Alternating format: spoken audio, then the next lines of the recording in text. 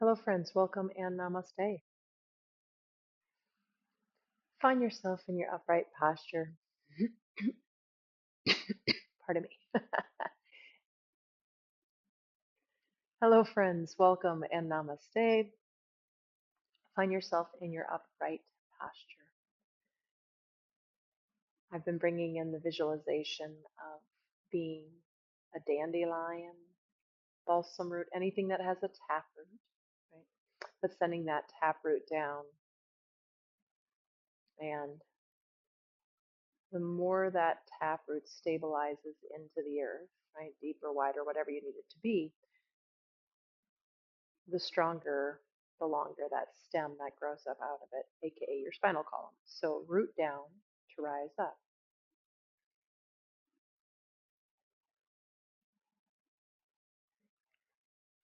As you allow the awareness to gently grow through your body, just notice sensation.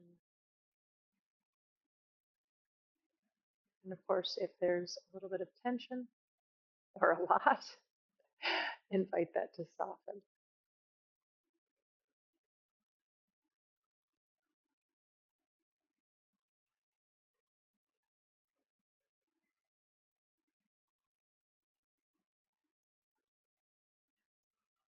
And just in case you've been feeling some of that heaviness that spring can bring, right? You might lighten your load a little bit just by imagining the corners of the eyes turning up into a smile, the corners of your mouth turning up into a smile. My mentor, Carmen, she used to talk about your collarbones smiling.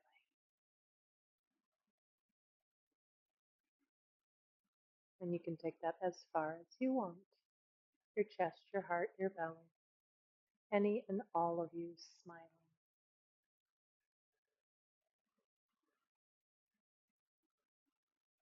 We're going to bring in Kapalabhati breath. So it's the foundation for it is your soft belly breath.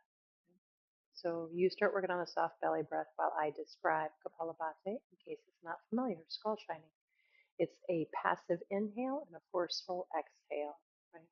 And think of those muscles of the solar plexus up above the belly button, pushing back to expel the air out. So it sounds something like that. Can be a slower pace than mine or a faster pace. You pick your pace. But we're going to do this for about 30 seconds. Inhale. Here we go.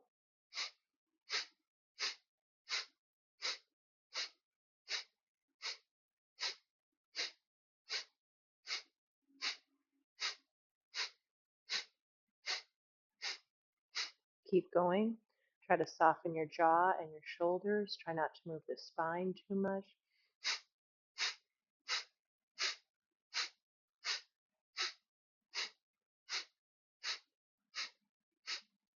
And release that breath.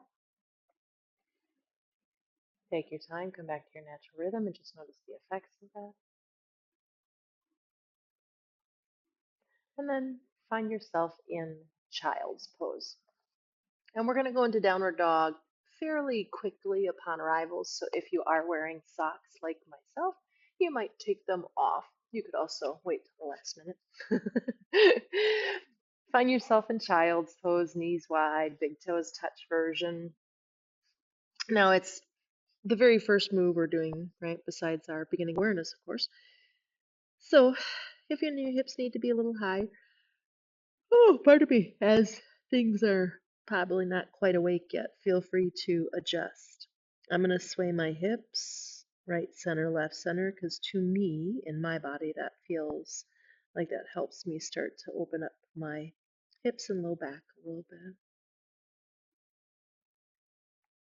And then come on back to center. Let's walk our hands out in front of us, straight, strong arms. And you're going to walk over to your right of center a little bit, reaching that left arm forward and away. In opposition, let that left hip move down and back. Breathe into the left side body as if you could. I mean, technically, your left lung is in that upper part. Come on back through center. Walk over to left of center, pressing palms forward and down. And of course, let that right hip move down and back again. And hopefully that right side body gets length. Maybe accentuate by bringing your awareness and imagining the breath coming there. Come on back to center. Find yourself in your extended child's pose, Utthita Balasana. Pause there for a breath, and then inhale. Come on up to hands and knees. Find that work from the past 2 weeks that we had, right? Curl the toes under and the upper back and the neck, by the way. If you're like, huh? Go back into last, well, I guess it was 2 weeks ago, but we did it 2 weeks. We focused on that. So try to find that here with bent knees, right? Bring it into your practice as much as you can today, and then maybe the legs straighten a little bit, but maybe you keep the knees a little bent this first round and just focus on lengthening the spine and the upper body. And then inhale, come forward to the top of a push-up plank. Right? You might need to scoot your toes back a little bit. Exhale back. Inhale forward, reach that chest forward, look forward. Exhale back. And then go ahead and bring your knees down. We're going to come onto our back body. So move blankets or any other props. And forgive me for just a moment. I probably should have taken my sweatshirt off before we started, but it was still chilly. I wasn't quite ready to. So you can lie down on your back if you want to. We're going to start to move into windshield wiper twist right off the bat. So you can meet me there if you'd like. And as you have your feet as wide as your mat, your arms teed out, letting those legs sway right, center, left, center. You know, you can keep your head still for 1 or 2 if you want to right off the bat. Turn your head the opposite direction or bring that in at some point. Please do. Hopefully, all my regulars and those who are becoming regulars, you know that I believe in individualizing your practice. I give a lot of suggestions and then listen to your body. We're going to do the knee swing.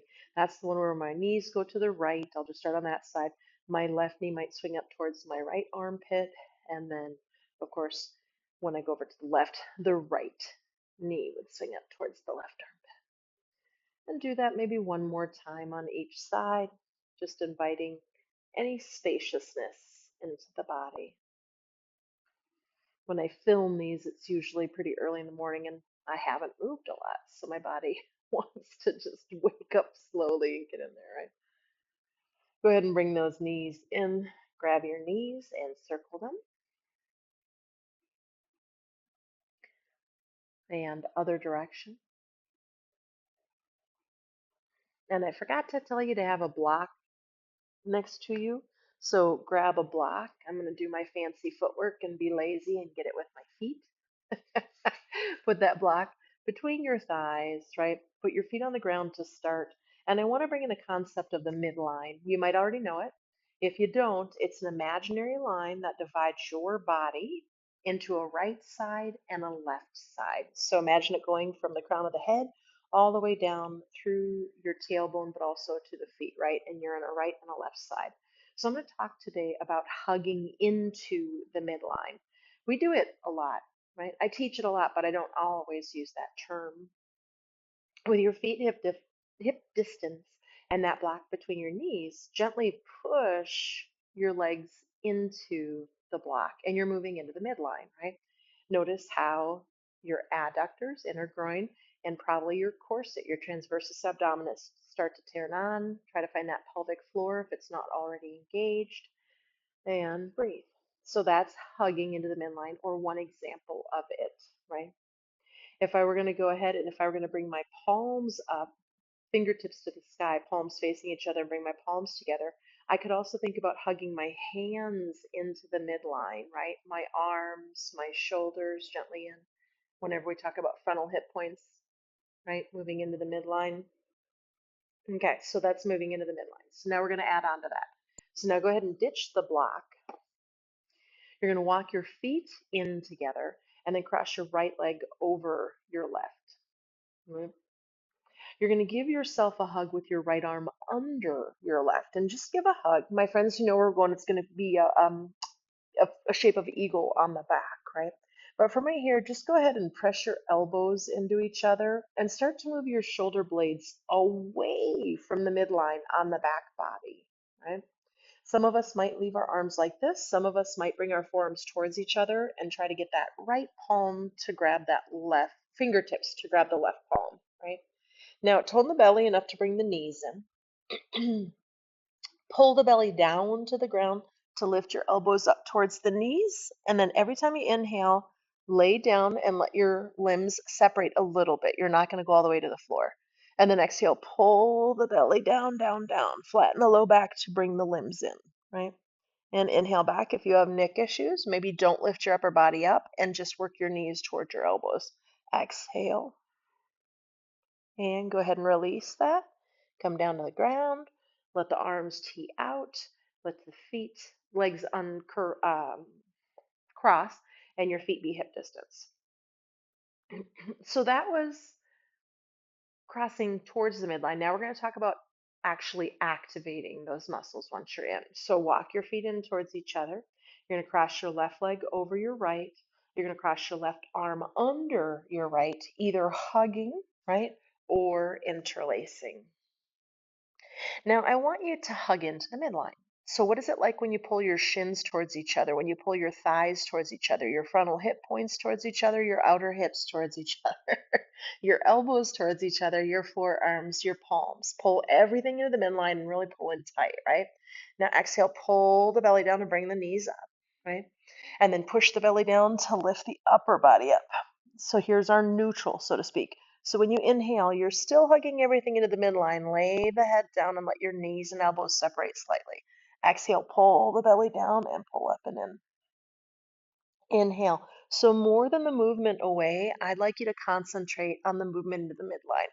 Try to hug everything in as tight as you can. And as always, hopefully this will all make sense a little later when we do something more complex. Bring the feet down to the ground, tee the arms out, feet wide. Do windshield wiper one, maybe two more times, and just release that. And get a sense, what does that feel like in your body when you're hugging into the midline like that, right? And then come back to center. You're going to go ahead and grab the backs of the knees and rock up. You can cross the ankles or whatever your safest venture into downward dog is. Go ahead and come into downward facing dog. Now, when I teach, I almost always teach with your feet hip distance, right? Today, I'm going to talk about moving the feet until the ball mounds of the big toes touch, right? Here's that hugging to the midline business again, right? So I want you to hug your outer ankles in. You can see them in this position. By the way, your knees can still be bent, right? Hug your outer ankles in and just see how that activates, or feel how that activates the outer shin. Hug the outer shins together. They don't come together, they don't touch or anything. Hug your outer thighs in, hug your outer hips in, hug your frontal hip points together. And there's that hugging in action again, right? And then this one's going to be slightly different. You're going to take your hands, right hand gently moves out to the right. It doesn't actually move. Tractions, sorry, is the word I want to use. It's on a sticky mat. But if I pull the mat, like I could peel my mat apart, right hand to the right and left hand to the left, I'll feel how my upper arms and my shoulders hug into each other, right? Take a breath. Exhale. Now you're going to separate your feet back out. Inhale the right leg up into the air and step that right foot forward so that the foot is in front of the buttocks bone or in line with. Go ahead and move those hips a little forward. We're going to move into a twist, left hand under left shoulder. Swing that right arm forward and up to open into your twist today. And I want you to notice how your right hip probably moved out to the right. So if you need the thumb, put it in there, but imagine that right thumb in the hip crease, pulling the hip in and back. But don't let the knee go wide. Put pressure on the inner edge of the right foot. Take a breath, maybe look up. We are going to come up into archer. You could stay where you are. Otherwise, imagine me grabbing your right wrist and starting to pull you up into archer. So we've been playing with balance last week in this, right? And then we're going to go ahead and we're going to come back down. Look down if balance is an issue. Look up if you want to challenge your balance a little bit more, right? And come on down. Step back. downward facing dog. Walk your feet into each other. And again, hug everything into the midline for a second like we did just moments ago.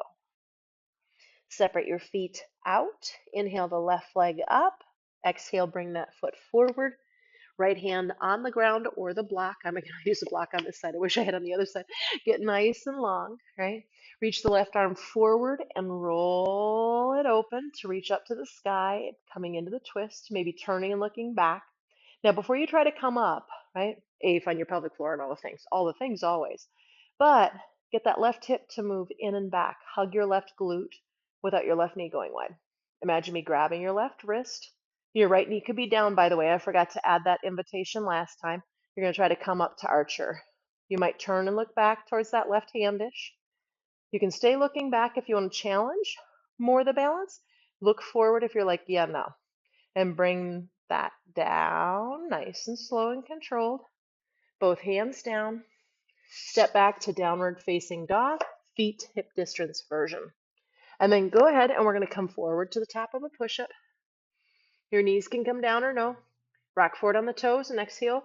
Bend the elbows straight by the side to the ground. Find space at your hips and uncurl your toes and inhale up into low cobra. And exhale down. Inhale up into low cobra. Remember, we're not putting pressure in the hands. We're finding the strength in the upper back for today. Okay, now move your ball mounds of your big toes into touch. You might even have to move your thighs in a little bit, right? And I want you to hug into the midline. I want you to imagine that I put straps around your outer ankles, outer shins, outer thighs, and outer hips, and all those straps got bound in, right? So find that for yourself. Move your elbows towards each other, right? And inhale, come up into low cobra here. Now you're going to bring your hands back by your side, arms long. Push the palms down to the ground and see if your chest can lift just a little more, not from like forcing it, but just from the position of the arm bones and the shoulder blades, right? Maybe the toes lift. If this is in your low back, get out. But don't let your inner groin roll down, right? Your pinky toes roll high. Keep your inner groin rolling up, your pinky toes staying not down, but they stay parallel to the ground along with the bum on the big toe side, right? And breathe. So it's a version of locust. Come on down. You can release the legs out so they're hip distance or just wherever they're comfortable. Turn the head one direction, doesn't matter which. Okay. Forehead down. Hug everything into the midline like crazy. Bring those toes back together to touch. This time you can interlace or your hands can come down. I'm going to go with hands down instead of the interlace myself. Push the hands down and lift up into locust pose, right? You can lift upper body, lower body, however you want. And then from there, if you're interlacing, knuckles reach back, chest forward. If you got your hands on the ground, hands push down, chest lifts, right? Take a breath. And come on down, turn your head the other way. Let the palms turn up and just pause and soften. And breathe. Pardon me. Hands next to low floating ribs. We're going to come up through a half push-up or a full push-up, right? So find your core line, straighten the arms, and let's meet in downward facing dog. Feet hip distance version. Find the length of the spine and all the things, okay? And then we're going to inhale the right leg up into the air behind us and float it forward between the hands. Step the left foot all the way forward. Inhale halfway up, so you're at the front of your mat. Exhale, fold, and inhale any arm variation of choice. Come all the way up to standing. Exhale, arms out and down. So we're going to warm up our outer ankles just a little bit before we move towards, we're moving into eagle eventually, right? But let's warm up the component parts here. So from standing, feet can just be hip distance for this work. You're going to go ahead and you're going to lift the right heel. And I want you to stay there for a second and notice that if you're going to the path of least resistance where the body would go without you asking it to do anything, you would go into the pinky edge of the toe and the ankle would bow out. Push more into the ball mound of the big toe side and hug the outer ankle in and get that whole outer leg line to hug in. Bring that heel down and then lift the left heel. And again, you'd go into the pinky toe if your foot had its druthers probably. So pushing the palm out of the big toe and hug the outer ankle in. You want that heel in line with the big toe, right? And bring that down. So now we add balance. Inhale, the right heel's gonna lift, push down to the ball onto the big toe. The left heel's gonna lift, palm onto the big toe. If I can even do it, go ahead and bring your right heel down and then bring your left heel. All right. Inhale, left heel. So if you're floundering, so am I. Don't worry about it. Bring that right heel. Bring that left heel down. Bring that right heel down. We're going to stay in balance. Lift the right heel up. Lift the left heel. Now, once you're up here, keep hugging those outer ankles in, outer shins in, outer thighs in, outer hips in, frontal hip points in, right? Hug into the midline. And then slowly lower the heels. And breathe. Okay. We're going to do one more of those and add on. I'm going to turn sideways so you can see my profile. Lift the left heel, lift the right heel. Try to hug those outer ankles in, aka push through the ball onto the big toe.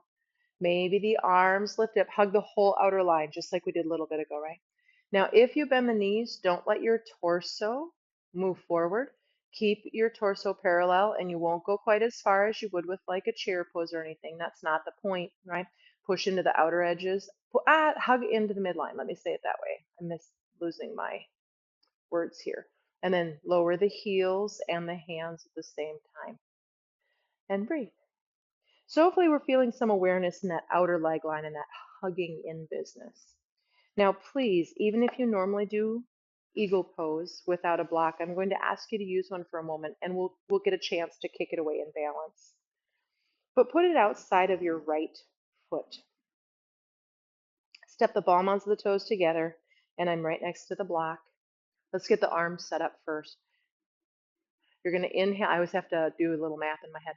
You're going to hug yourself with your left arm under. You can simply do the hugging action and let your elbows and forearms move into each other and your elbows hug towards the midline. You could go into full eagle arms, whatever floats your boat, right? Whatever you're, not even whatever floats your boat, different bodies, different things, right? So as we do that, again, I want you to push palms and forearms and elbows towards each other if you're in the interlace, is what I call this.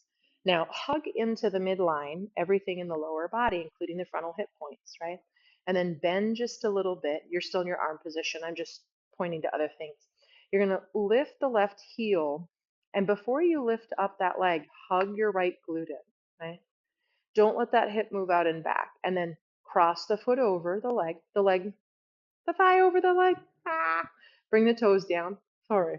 And then push into the block. I want you to use the block to your advantage. As you push down through your feet, you're going to try to internally rotate your thighs and hug the thighs into each other, but hug the calves into each other too, right? Hug everything into that imaginary line that divides you from right to left. Now, it's pretty easy if you want to kick the block away. You just pick up those left toes and kick the block out a little bit, and there you are balancing. Now, if you're someone where you bring that foot behind the calf, I won't take that away from you. But the thing I will ask is, do you let your hips turn at the expense of doing that? And if you do, I don't think that's good for your knee joint. I think it's better to practice without that cross, with the pelvis being neutral, that knee being in a lovely position, and hugging into the midline and finding that. Now, you might just work from there. You might let those elbows reach forward as you bend the knees a little more, hug into the midline, hug into the midline, hug into the midline, and come into your nest, so to speak. That's what we often call that.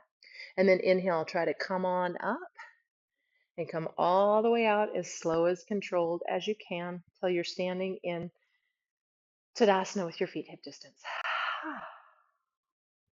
So I'm going to point that out one more time while your eyeballs can see me, and I'm going to use the help of the block so I don't have to try to balance because my balance isn't great today. I'm just going to whoop into it real quick so I can show you this part. Sometimes a lot of people will teach, and like everybody can do this, right? They'll teach to bring that foot behind. I'm a great example. I can get my right foot behind my left shin, right? But everything turns in order for me to do that. And I'm kind of tweaking my knee just a little bit. My pelvis is not neutral and the various things. I'm not saying that that's wrong, but if you do that over and over, I'm curious if that's going to be more beneficial then not hooking that foot and working on hugging the midline and finding the neutrality and the stability of the pelvis and the spine. You can kind of already tell that I don't think it is, but you make your own opinion. Go ahead and bring your ball mounds of your big toes together. Have that foot outside. I think it'd be okay to do it occasionally and play with it, but doing it on a regular basis, I think that's where we start to invite the potential of injury. And TV arms out, right arm underneath left, either hugging and then hugging everything in the midline and into each other, nice and tight, maybe full eagle arms, right? Hugging everything into the midline. Bend the knees and hug in, really like I had those ropes around you, those um, straps. Now, as you lift that right heel, kick that left glute into gear. Don't let your hips pop out. And then from there, cross the leg over, come down on the block for a second. Please humor me if you don't mind. Just work it this way once, then you can never have to do it again if you don't want to. But as you push down, again, it helps us hug in and internally rotate our thighs. If you want to hook or push that block away now, go ahead and get rid of it, right? And then, breathe and stuff. And maybe you start to come into that nest. Keep hugging into the midline. That's the number one thing I want you to take away today, right? One way to work it, and it might find a few things for you and help your balance. And once you get into that nest, nice, slow, and controlled, tone the belly back to the spine, right? Come on up and release out into Tadasana. So if we were an hour-long class, there are many other things I would have led with. We'd do this a couple of times, but we're in a shorter class. So we're going to come down towards our buttocks. Walk your feet out wide, feet at a 45-ish, something like that. Hands can be on hips or hands at heart, arms out in front of you. Go ahead and come on down, right, through your squat. And if you can get down to that place where your arms and your legs connect, lengthen the spine, reach the chest towards the thumbs, and breathe. Hello, hippies. You might sway a little bit side to side if that feels good in your joints or beneficial. Bring your hands back, drop the butt down. We're going to come directly onto our back. So using a little bit of control, roll down, crossing right ankle over left knee. We're going to go to the glutes right away. Let that right knee move a little forward. You can hang out here or maybe bring the legs in and interlace behind that left thigh. Now, the number one thing with what we're about to do is the right glute. So try to find that as much as you can, long spine, gently hugging left leg in, right? Keep the right glute, don't lose that. But maybe you straighten the left leg and push the heel up to the sky into figure four, and then you can potentially get a hamstring stretch as well. Let's circle the left toes a couple of times. Just move that lymphatic fluid around, go the other way. And then come back to center, push that heel up one more time, maybe hug the legs. When I say a little closer, I might not even see it, right? You might just feel it. And then release the hands, left foot down, right foot down. Left ankle, right knee, flexing the foot, left knee moves forward. Bring those legs in and interlace. And again, before you get into the figure four, find the glute stretch, right? Lengthen the spine, maybe hug that right leg in, and it's like, left glute area. Yes, yes. Now don't lose that. But yeah, if you want to straighten that right leg a little, push that heel up and say hi to the hamstring. And while we're there, I'll suggest moving your toes around a little bit. Spring is the time of earth and water, kapha, right? And along with that, for many of us, go ahead and move the other direction, can be water retention in the body. So if you have edema at all, this can be helpful. Push that heel up. Maybe the legs come a little closer. Keep those spine long. Release the hands, right foot down, left foot down. You can either walk the feet wide and lean the knees in, Shavasana upper body, or you can extend those legs all the way out to straight. Let's take about 5 to 8 breaths, which is about a minute depending on your pace of your breath.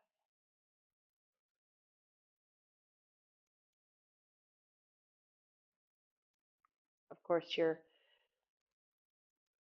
well, you have the option. You're not necessarily doing this already, but you have the ability, the option to scan through the body. And as you bring that awareness in, potentially tension softens. And if it doesn't soften, just accept that it's not softening. And in that acceptance, the process of softening begins, right? Even if it takes 10 years.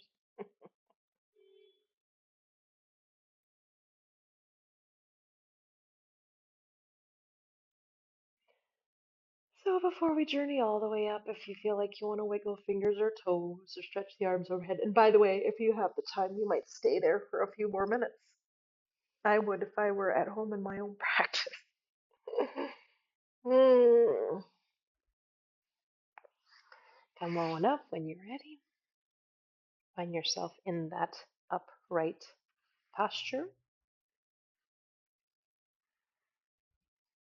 Breathe. Hello, beautiful, miraculous, moving body. Namaste.